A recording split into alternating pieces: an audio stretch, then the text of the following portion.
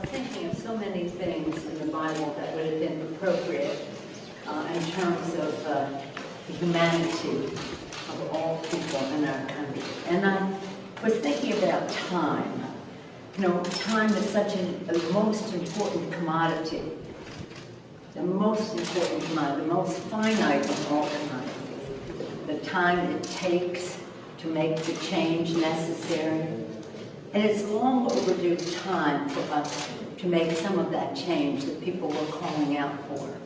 And I was thinking of the book of Ecclesiastes, and in it they talk about there's an appointed time for everything, Ecclesiastes says in 3:1-8. There's a time for every event under heaven. He talks about a time to heal. He talks about a time to embrace and a time to shun embracing. How about that?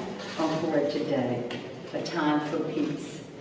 Let's focus on the time to heal. A time to heal. We have had, as a role of President of the United States, role of Commander-in-Chief, President of the United States, a person who has a responsibility to heal. President George Herbert Walker Bush spoke out under circumstances similar to now when he said this was after the Rodney King beating. President George Herbert Walker Bush said the following: "Those terrible scenes stir us all to demand an end to gratuitous violence and brutality. Law enforcement officials cannot place themselves above the law that they are sworn to defend. It was sickening to see the beating that was rendered, and there's no way in my view, to explain that away. It was outrageous," George Herbert Walker Bush after the Rodney King beating. President Obama said after the murder of Eric Garner, "Right now, unfortunately, we are seeing too many instances where people just do not have confidence that folks are being treated fairly. In some cases, there may be misperceptions, but in some cases, that's a reality. And it is incumbent upon all of us as Americans, regardless of race, religion, region, faith, that we recognize this is an American problem and not just a black problem or a brown problem or a Native American problem. This is an American problem when anybody in this country is not being treated equally under the law. That is a problem." I do want to quote my colleague, Mr. Clyburn, distinguished with Democratic Whip of the House. He said this: "Firebombing police cars, burning down businesses, and ravaging our neighborhoods dishonors the lives of George Floyd, Breonna Taylor, and Ahmaud Arbery, and will destroy thousands of livelihoods." So this is not without concern about what our peaceful protests can sometimes lead to by those who would exploit the situation. But it is about how we treat people.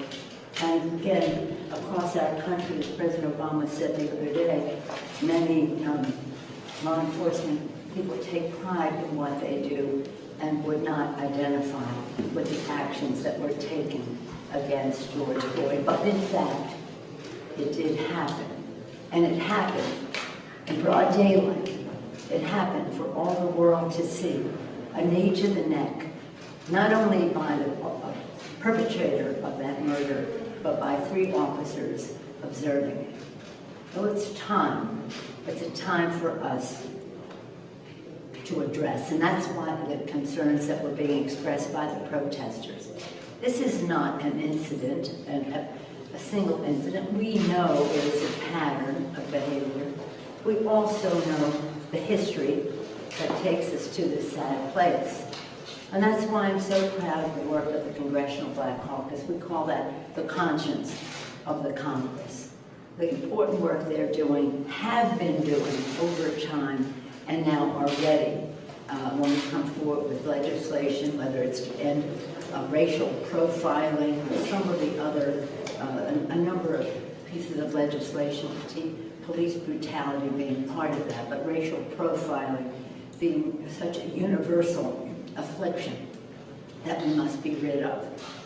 So they will be making their recommendations. They will be having their town halls, their hearings Of course, it is the responsibility of all of us to take the time to heal, but we are looking to them for their values-based, sad experience and their leadership in terms of legislation. Congresswoman, Madam Chair, Karen Bass of California has been very measured and deeply concerned about all of this, working with our members. We have many legislative proposals. I look to them to prioritize, to curate them. We have some of us who want, some of the members want to have a comprehensive bill, others more individual approach. But in a matter of just a short period of time, those decisions will be made, and I think the American people will be well served.